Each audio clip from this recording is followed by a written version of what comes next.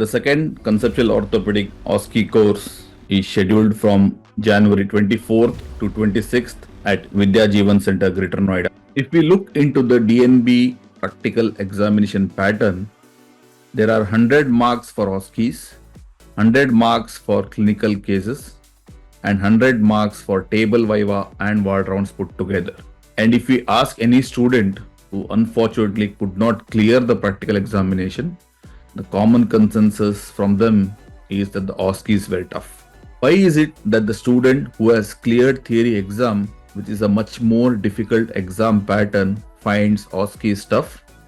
That is because of the thought process where the student is still thinking in the theory mode, but what the OSCEs require are the buzzwords very specific to the question.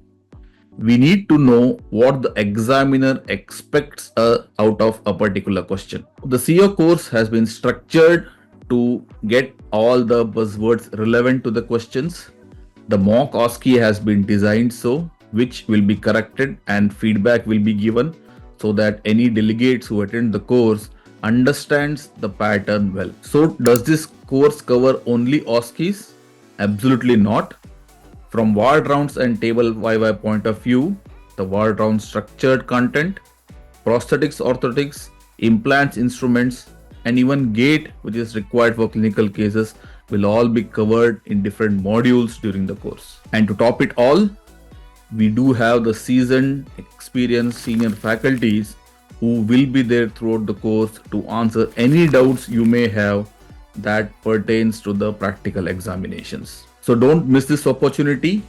Make the giant leap before the final practical examinations. See you all on the 24th to 26th Jan 2025 at the Conceptual Orthopedic OSCE course.